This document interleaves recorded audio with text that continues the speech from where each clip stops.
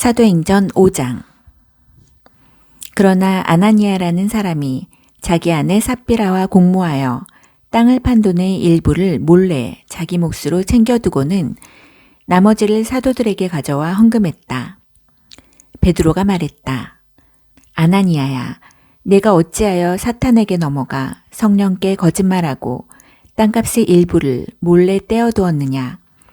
그 땅은 팔기 전에도 내 것이었고 판 뒤에도 내 것이어서 그 돈을 내 마음대로 할 수 있었다. 그런데 내가 무슨 생각으로 이런 속임수를 썼느냐. 너는 사람에게 거짓말한 것이 아니라 하나님께 거짓말한 것이다. 아나니아가 그 말을 듣고는 쓰러져 죽었다. 이 소식을 들은 사람들이 모두 하나님을 두려워했다. 젊은 사람들이 곧바로 그 시체를 싸서 메고 나가서 묻었다. 3시간이 못 되어서 그의 아내가 무슨 일이 있었는지 전혀 모른 채 들어왔다. 베드로가 말했다. 너희가 땅을 팔고 받은 돈이 이것이냐? 예, 그 돈입니다. 삽비라가 말했다. 베드로가 대답했다. 너희가 공모하여 주님의 영을 대적하다니 이 무슨 일이냐? 내 남편을 묻고 온 사람들이 집 앞에 있으니 다음은 내 차례다. 그의 입에서 말이 떨어지기가 무섭게 삽비라도 쓰러져 죽었다. 젊은 사람들이 돌아와 보니 그 여자의 시체가 있었다. 그들은 시신을 메고 나가서 남편 곁에 묻었다. 이 즈음에 이 일을 들은 온 교회는 물론 모든 사람들 안에 하나님께 대한 깊은 경외심이 생겼다. 하나님을 함부로 대해서는 안 된다는 것을 알게 된 것이다. 사도들이 하는 일을 통해 백성 가운데 하나님의 표적이 크게 나타나고 놀라운 일이 많이 이루어졌다. 그들은 모두 하나가 되어 솔로몬의 이름을 붙인 성전 회랑에 정기적으로 모였다. 백성이 그들을 크게 칭찬했으나 그들 모임에 합류하기를 꺼리는 사람들도 있었다. 한편 주님을 믿는 사람들은 남녀 할 것 없이 도처에서 더 늘어났다. 심지어 그들은 병자들을 메고서 길거리로 나와 들껍과 이부자리에 눕혀놓고는 지나가는 베드로의 그림자에라도 닿기를 바랐다. 예루살렘 인근의 여러 마을에서 사람들이 아픈 사람과 귀신 들린 사람들을 데리고 몰려나왔다. 그들 모두가 나았다. 대제사장과 그의 편에 선 사람들, 주로 사두개파 사람들이 이 모든 일에 단단히 화가 나서 행동에 돌입했다. 그들은 사도들을 체포해 신의 감옥에 가두었다. 그러나 밤중에 하나님의 천사가 감옥문을 열고 그들을 이끌어냈다. 천사가 말했다. 성전으로 가서 당당히 서거라.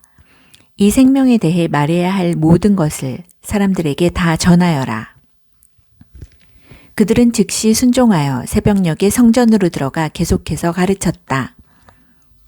한편 대제사장과 그의 동료들은 이스라엘의 최고의 회를 소집한 뒤에 감옥에 사람을 보내 죄수들을 데려오게 했다. 경비대가 감옥에 가보니 그 안에는 아무도 없었다. 그들이 돌아와서 보고했다. 감옥은 철통같이 잠겨서 문마다 간수들이 지키고 있었지만 안에 들어가 보니 한 사람도 없었습니다. 성전 경비대장과 대제사장들은 당황했다. 이게 도대체 어떻게 된 일이냐? 그때 누군가가 나타나서 말했다. 감옥에 가두어두었던 사람들이 다시 성전에서 사람들을 가르치고 있는 것을 알고 계십니까? 경비대장이 부하들과 함께 가서 사도들을 붙잡았다. 그러나 백성이 폭동을 일으켜 대항할까 두려워서 그들을 조심스럽게 다루었다. 그들은 사도들을 데려다가 다시 최고의회 앞에 세웠다. 대제사장이 말했다. 우리가 너희에게 예수의 이름으로 가르치지 말라고 엄히 명령하지 않았더냐. 그런데 너희는 너희 가르침으로 예루살렘을 가득 채우고는 그 사람이 죽음을 기어이 우리 탓으로 돌리려 하고 있다. 베드로와 사도들이 대답했다. 사람보다 하나님께 순종하는 것이 당연합니다. 여러분이 십자가에 매달아 죽인 그 예수를 우리 조상이 하나님께서 다시 살리셨습니다. 그 하나님께서 이스라엘에게 변화된 삶과 죄 용서의 선물을 주시려고 예수를 왕과 구주로 삼아 그분 오른편 높은 곳에 두셨습니다. 우리는 이 일의 증인들입니다. 하나님이 그분께 순종하는 이들에게 주시는 성령께서도 이 모든 일을 확증해 주십니다. 그들은 이 말을 듣고 격분하여 그 자리에서 당장 사도들을 죽이려고 했다. 그러자 최고의회 의원인 가말리엘이라는 바리새인이 자리에서 일어섰다. 하나님이 율법을 가르치는 교사로 모든 사람이 존경을 받고 있던 그는 잠시 사도들을 밖으로 내보내고 나서 이렇게 말했다. 동료 여러분, 이들을 대할 때 조심하십시오. 얼마 전 드다가 대단한 사람인 양 행세하다가 잠깐 유명해져서 400명 정도를 끌어모은 일이 있습니다.